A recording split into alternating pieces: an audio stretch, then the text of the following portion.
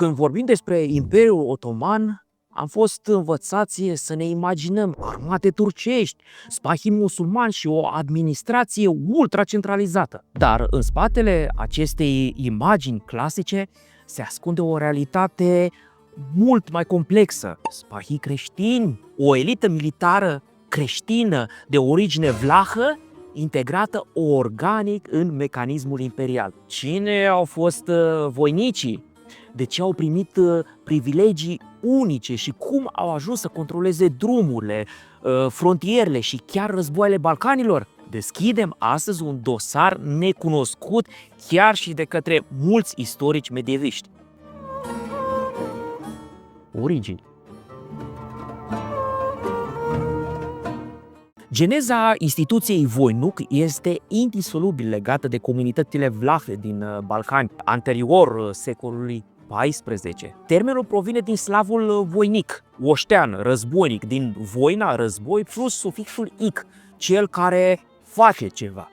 La sosirea otomanilor, termenul desemna o clasă de mici posesori de pământuri și nobili mărunți de țară cu obligații militare și paramilitare. În Serbia, în Macedonia și în Bulgaria. Otomanii nu i-au desființat după anexarea teritoriilor în care trăiau. Și oricum nu era posibil să demontezi așa peste noapte o instituție militară veche deja de 2 secole. Comunitățile de voinici, securizând puncte cheie în Balcani, desființarea nu numai că risca să lase un vacuum de control imens, dar ei puteau să aibă aceeași utilitate pentru noi stăpâni, dacă erau lăsați în pace. Și otomanii chiar asta au făcut. Vechimea lor în Balcani o subliniază un regulament al sultanului Selim I pentru comunitățile din regiunea Timok-Morava, care dețineau acte de proprietate eliberate de prinții sârbi, precum Ștefan Nemanja,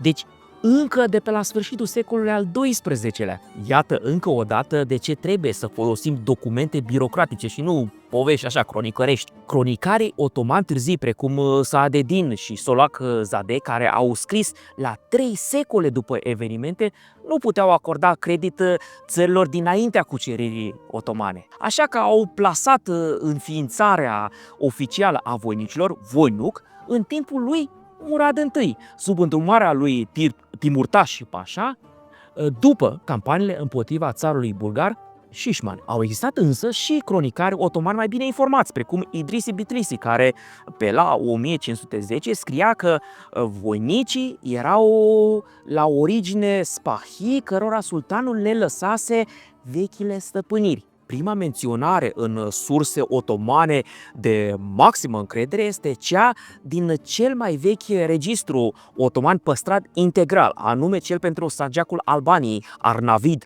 în otomană, pe anul 835 al Hegirei, adică anii 1431-32 după calendarul creștin. În acest registru, atenție maximă, mai bine de 1/3 din spahii înregistrați erau creștini, unii chiar preoți, așa cum observa încă din anii 50 reputatul și regretatul osmanist turc Halil Inalcık. Primul registru detaliat de voinici ne-a supraviețuit din anul 1455, anume pentru regiunea Branicevo, în vechiul despotat sârb dezasamblat de otomani. Un registru din 1466-67 pentru regiunea Debra menționează cum acestor grupuri li s-a acordat un aman, adică un pact de siguranță imediat după cucerire, permițându-le să păstreze vechile lor baștini. Și, apropo, pământul stăpânit de voinic chiar așa se numea, termen preluat de otomani ca baștine în registrele lor. Nu e așa că acum, deși curentul este scump, vi s-au aprins multiple beculețe?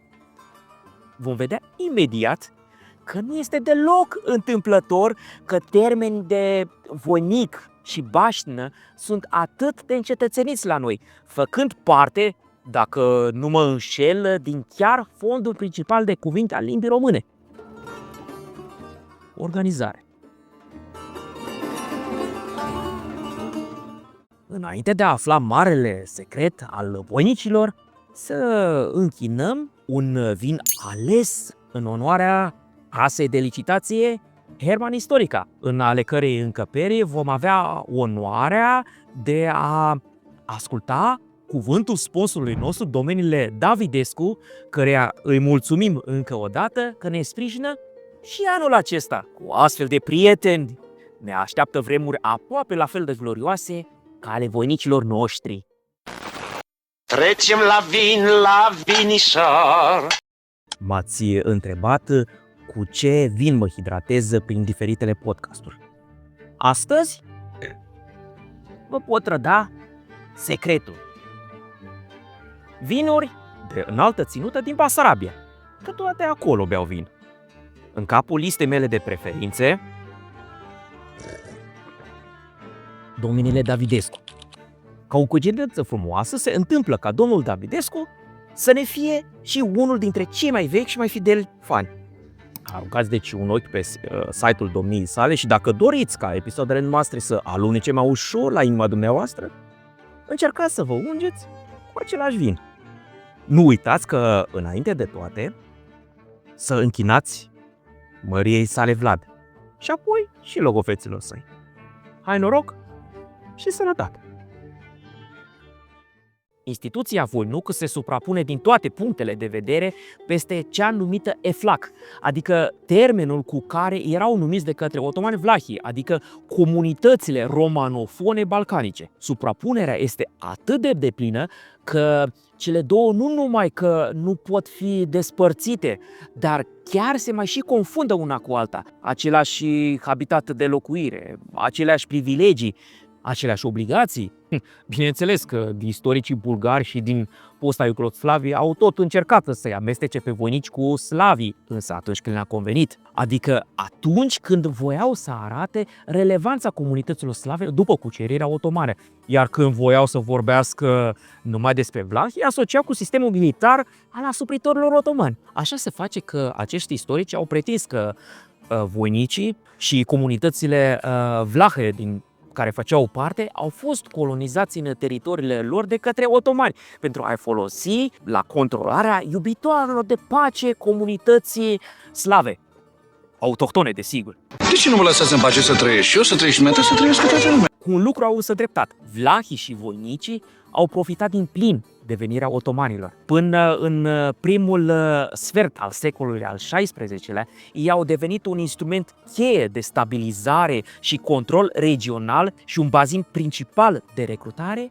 pentru temuții acângii, care făceau ravagii în teritoriile vecine încă neanexate. S-a observat, spre exemplu, că fix în această perioadă bisericile comunităților vlahe trăiesc o epocă de maximă înflorire și prosperitate. Apropo de vechile concepții naționaliste conform cărora atunci când au venit, otomanii au pârjolit totul. Cine își dă foc la casa în care vrea să locuiască, indiferent dacă ai cumpărat-o sau ai luat-o cu japca.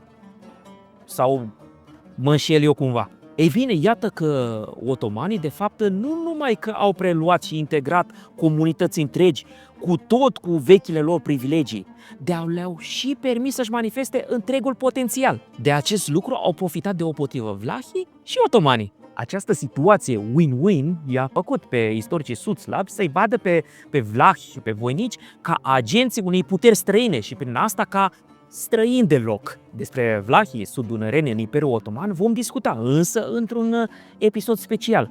Până atunci, rețineți doar că aceste comunități devin cu adevărat vizibile în istorie fix în această perioadă. Satele de voinici erau aplasate strategic de-a lungul drumurilor militare principale, Filipopolis, Belgrad și Salonic, Niș, Belgrad. Și asta încă dinaintea sosirii otomanilor. Într-adevăr, unii voinici au fost aduși, se pare, de otomani pentru a întări comunitățile existente deja acolo. Zonele de maximă densitate includeau sângeacurile de Smederevo, Branicevo, Vidin, Krușevaț, Zvornic și regiunile muntoase din Bulgaria, Stara Planina. Ei controlau deci zonele cu relevanță strategică maximă, căi de comunicare, transport și lansare de operațiuni militare. Sistemul Voinuc funcționa pe un principiu de rotație colectivă, menit să asigure un flux constant de luptători, fără a destabiliza economia agricolă a satelor. El era de obicei afacere de familie. Cum așa? Iată cum. Celula de bază a acestui sistem era lancea, gânderă în osmană. Aceasta era compusă dintr-un voinic activ, numit în documente fie voinuc, fie escungi, fie voinuc escungi, și 2-3 asistenți, numiți iamac. Acești iamac, recrutați din rândul rudelor sau comunităților din care făceau parte, aveau datoria de a-l înlocui pe voinicul activ sau de a-l susține financiar. Interesant e că de multe ori și preoții din respectivele sate sunt înregistrați ca voinici. Acum să nu vă închipuiți că mergeau în campanii pe cal cu crucea în fața unităților de voinici. Nu. Ei doar aveau statutul și privilegiile, nu și obligațiile militare. Aveai baștină, erai numit voinic. Adică fix cum era înainte de cucerirea otomană. Din punct de vedere administrativ, voinicii erau organizați în unități teritoriale sub supravegherea unui aparat birocratic specific. Ierarhia cuprindea următoare: voinuc bei, comandantul suprem la nivel de sanjac, apoi sub el ceribașii, ofițer de rang mediu responsabil cu mobilizarea, apoi sub acesta laator sau leator, termen de origine bizantină desemnând lideri locali ai unităților de voinici responsabili pentru unul sau mai multe sate, și în fine, la nivelul cel mai de jos, primicuri și fnez, adică liderii comunităților care exercitau autoritatea administrativă și fiscală, primind în schimb scutiri totale. Statut și privilegii. Din punct de vedere juridic, deși la bază practic erau țărani, voinicii nu făceau parte din categoria reaia, adică a supușilor plătitori de impozite, ci erau incluși în clasa ascherii, adică clasa militară. Ei beneficiau de statutul de muaf ve muselem, adică scutiți și liberi, ceea ce însemna că erau exceptați de la regimul fiscal normal al Imperiului pentru a îndeplini servicii publice sau militare. Acest statut juridic era unul privilegiat, voinicii fiind definiți în defterele otomane drept fii de vechi spahi, cadini sipahi oular în osmană. Fapt ce subliniază originea lor nobilă sau quasi-nobilă din satele balcanice cucerite. Elementul central care definea statutul voinicului era baștină. Aceasta reprezenta o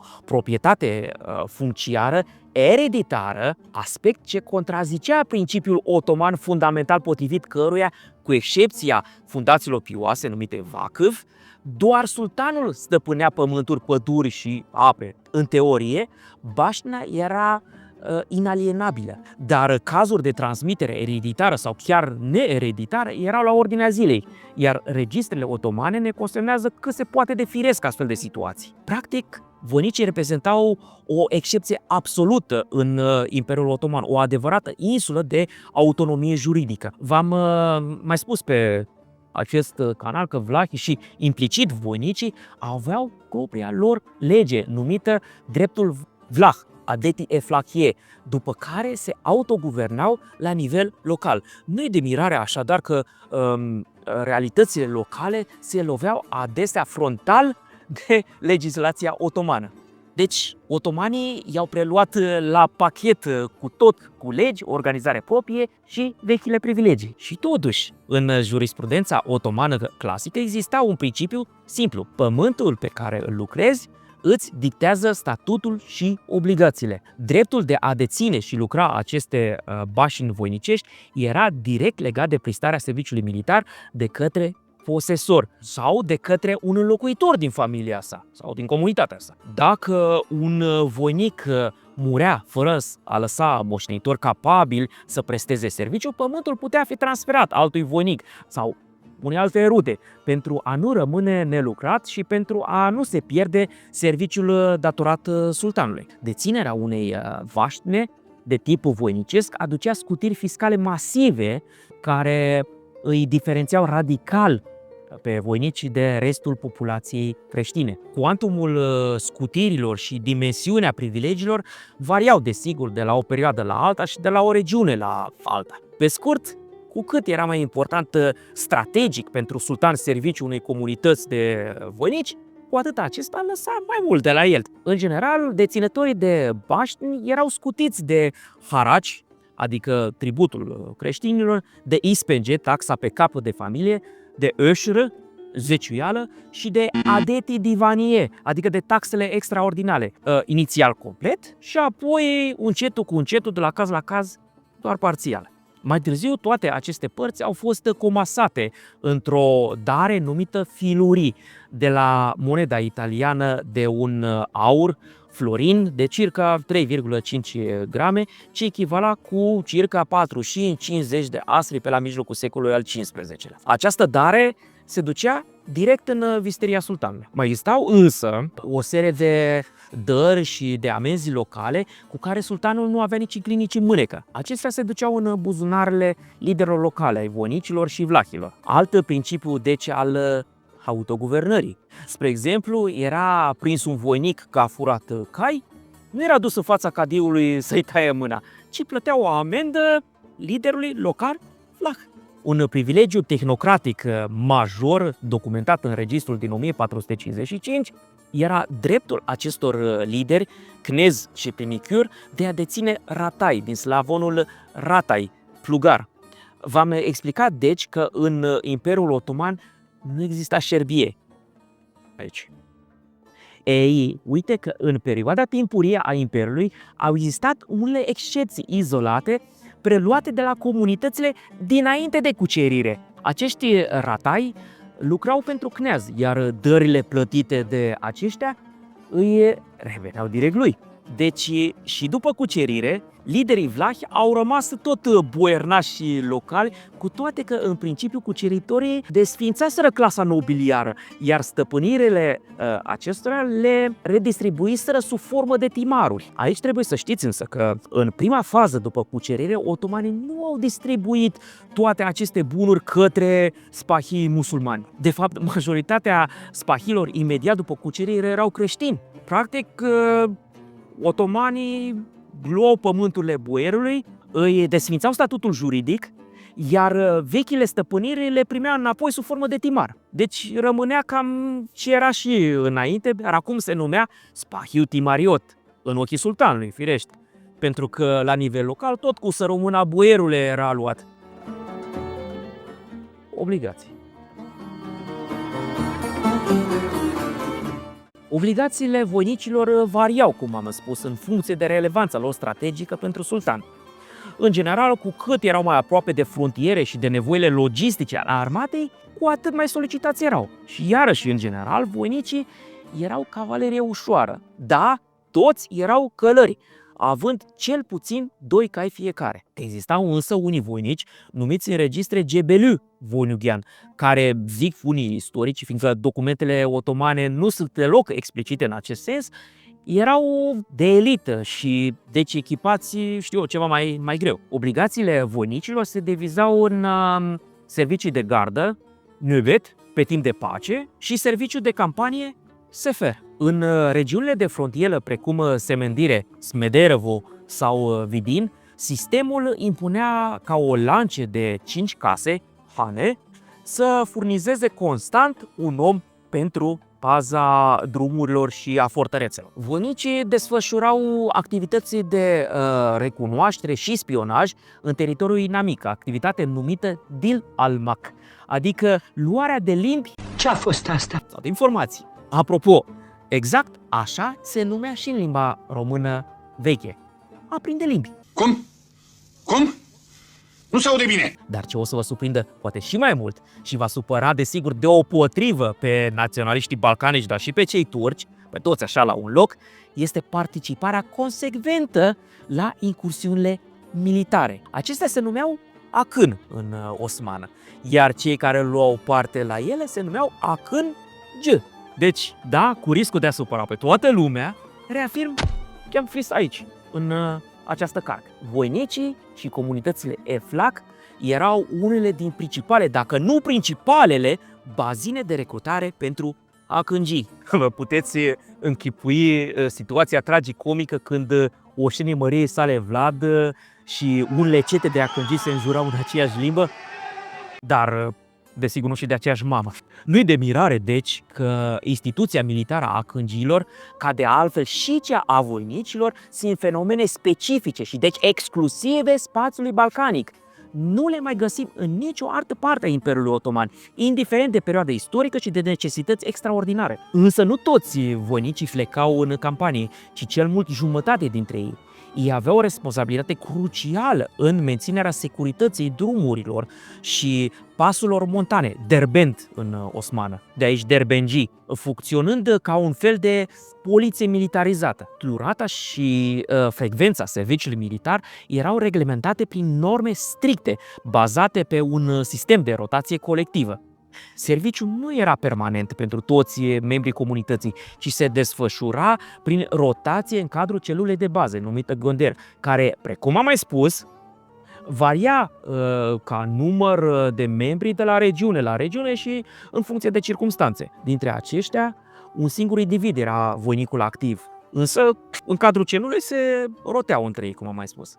O persoană servea ca voinic într-un an, fiind înlocuită în anul următor de un alt membru al gânderului, astfel încât povara serviciului militar și a muncii agricole să fie distribuită echitabil. Durata serviciului activ varia și ea în funcție de locație, timp istoric și de tipul de sarcină. În Sanjacul Smederevo, de pildă, conform regulamentelor din a doua jumătate a secolului al XV-lea, un grup de 5 case trebuia să furnizeze un soldat care presta serviciu militar efectiv timp de o lună.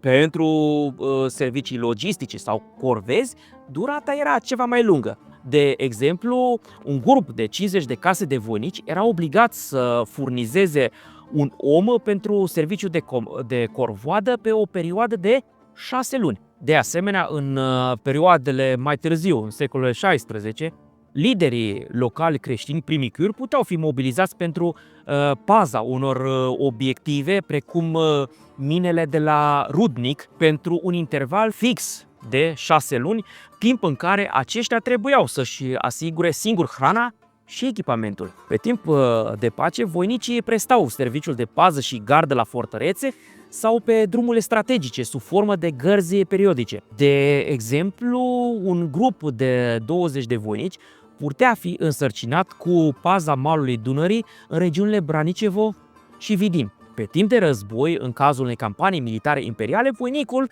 desemnat din fiecare gânder, trebuia să servească, desigur, pe toată durata campaniei. În regiuni precum Bosnia sau Herțegovina, mobilizarea era de un om la fiecare 10 case de voinici. Atenție, nu 10% din populație. Voinici la nordul Dunării. Sensul deosebit de pozitiv acordat în româna actuală termenilor voinic și baștină pare să sugereze o familiarizare profundă cu aceste realități și la nordul Dunării. Puține documente care ne-au supraviețuit nu ne oferă însă foarte multe dovezi concrete. Prima menționare a termenului voinic apare în Muntenia într-un toponim, anume satul Voinigești, într-un Hrisov al lui Dan al II-lea din jurul anului 1429. Satul reapare apoi în 1506 și ulterior de nenumărate ori în deceniile următoare. Un an mai târziu, în 1430, într-un document al lui Alexandru cel Bun, păstrat nu în original, ci doar într-o traducere germană, apare și numele Voineag în german. Prima menționare a unui voinic ca persoană apare însă în Moldova, în timpul lui Ștefan cel Mare, într-un uric din 1495. Ceea ce este cel mai interesant este faptul că în documentul slavon acesta apare într-o formă cât se poate de românească. Deștepții din comentarii care vomită că româna nu ar exista înainte de Cuza, să ia aminte. Dobroin, voinicul. Apoi popularitatea numelui Voinea la nordul Dunării pare să întărească cele spuse până acum. Este însă posibil ca această instituție militară să fi purtată și alte denumiri în unele regiuni nord-dunărene, Până la urmă, nici la noi și nici la otomani nu exista o nomenclatură exactă, bătută în cuie ca în timpurile moderne. De pildă, cnezii din Muntenia par a oglindi întocmai organizarea voinicilor sudunăreni. Cnezii munteni par a fi echivalentul prinicurilor din Imperiul Otoman. Eu sunt Adrian Gheorghe, specialist în istoria otomană și membru al proiectului internațional de cercetare Corpus Dracolianum. Ca devotat logofăt al său și din când în când și defterdar sultanal, vă transmit urarea măriei sale Vlad și el bunul cunoscător al acestor chestiuni. Și Dumnezeu să vă vestelească. Amin. Dacă vreți să aflați mai multe despre sistemul birocratico-militar otoman, aruncați aici în ochi sau aici.